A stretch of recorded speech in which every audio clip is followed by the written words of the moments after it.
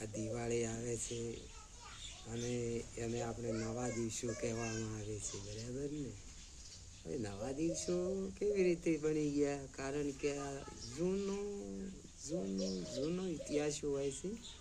જ્યારે પ્રથમ પ્રગતિ થઈ ને એ ટાઈમે દેવી દેવતા આ સર્વને શા માટે ઉત્પન્ન કર્યા હતા? કે જે પ્રગતિ કરી છે ને એનું રક્ષણ માટે, એમને સહી માર્ગ બતાવવા માટે, એમનું માર્ગદર્શન કરવા માટે દેવોની પ્રગતિ કરી. હવે દેવો છે ને એ કદી કોઈને પણ દુઃખ આપતા નથી. એ સદાય આપણને સહાય કરતા છે.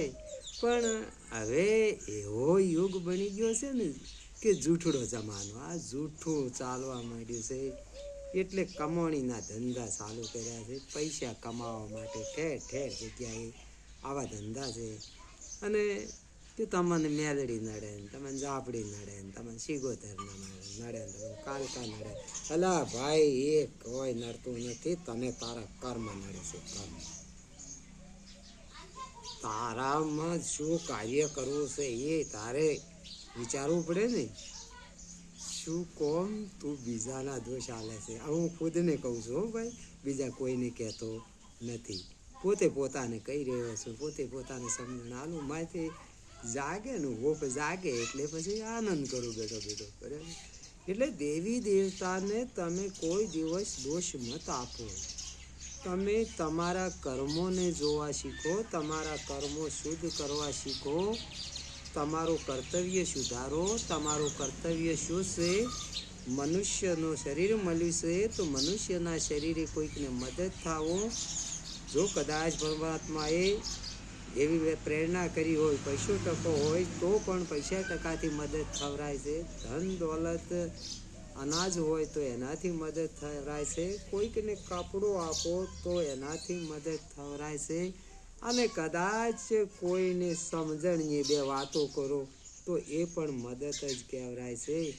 એટલે મદદ કરવા માટે, એકબીજાના સહાય માટે આપણને ઉત્તમ મનુષ્યનો દેહ મળ્યો છે. અને આપણે આ ખોટા સંકલ્પોને વિકલ્પોમાં ખોરાઈ. ભાઈ તમે જુઓ, આપણામાં વિચાર મેન કામ કરવા વાળો એક પોઈન્ટ છે, વિચાર. જેમ કોમ્પ્યુટરમાં ઈગો ઓટોમેટિક આવે છે, એમ આપણામાં વિચાર છે એ ઓટોમેટિક પ્રગટ થાય છે, બરાબર? તો વિચાર આપણો શાંત હેડતો હોય, સારો વિચાર હેડતો હોય તો આપણને એકદમ આનંદ રહે. કોઈકનું સારું વિચારે તો આપણને આનંદ રહે. હવે તમે વિચારો કે વિચારમાંથી વિચાર પ્રગટ થાય છે. કેવી રીતે? કે પાણી તળાવ આપણે પહેલાં જૂનું હતું, એમાં શાંત પાણી પડ્યું હોય અને એમાં ધીમી ધીમી ધીમી ધીમી ધીમી ધીમી લહેરો આવતી હોતી. પણ એમાં આપણે પથ્થરો નોખા તો પછી ઉછાળો મારતો ને સોટાય ઉડતા ને એકદમ આળેસા ચડવા માંડતા. એટલે કોઈ ખોટું નથી. તમને જે શુદ્ધ વિચાર આવે, સારો વિચાર આવે, એ જ શુભ ચોઘડિયું છે, એ જ મુહૂર્ત છે, એ જ સત્ય છે. એને તમારામાંથી સારો વિચાર આવે એ જ આપણા માટે શુભ ચોઘડિયું. અને આપણામાંથી જે ખોટા વિચારો પ્રગટ હોય તો એ અશુભ ચોઘડિયું. ચોઘડીએ જોવાની કોઈ જરૂર રહેતી નથી. તમારે દવાખાને જવું હોય, તમે બીમાર પડ્યા હો અને દવાખાને લઈને જવાની તૈયારી થાય તો છોકરા બીજા દવાખાને બાપાને લઈને હેડવાની તૈયારી કરી રહ્યા હોય અને કાળ ઝઘડ્યું હોય કે બાપાને કાળ ઝઘડ્યું અમને લીધે હોય. બાપો તો હેડવાની તૈયારી પર પડ્યા હોય અને કાળ ઝઘડ્યું જોવા જોઈએ મેળ આવે.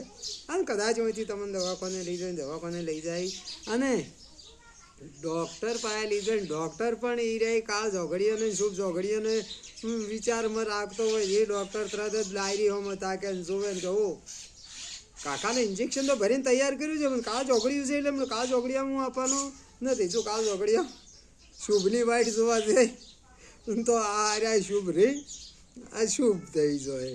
એટલે આવી અંધશ્રદ્ધાઓ છે એ બંધ કરો. અંધશ્રદ્ધાઓ મત દોરાવો. હા ભૂવા, હું ભૂવાનો પણ વિરોધ નથી કરતો, કોઈ ભક્તોનો વિરોધ નથી કરતો, પણ સમજી અને સારા રસ્તે ચડાવો. તમે કોકને વ્યામો મત ગાલો, તારે ઝાપડીને તારે શીગોતરીને તારે કાલકાના બધા નડે, કોઈ કોઈને નડતું નથી. આપણી અવધિઓ, આપણા કર્મ, આપણે આ કોથળો ભરેલો છે એ ખાલી કરે છે. આગળ બાજરી પાકે, ઉનાળુ બાજરી પાકે તો કોઈ તરત ને તરત આપે ઊભી હોય ને ખાવા માંડ્યા, વાયલી તો હોય જ, પણ ખાતા આગળના વર્ષની આપણે બાજરી ખાતા હશે. એમ આ જે કર્મ ભોગવટો થાય છે એ આગળના આપણા અનંત જન્મોનો થાય છે.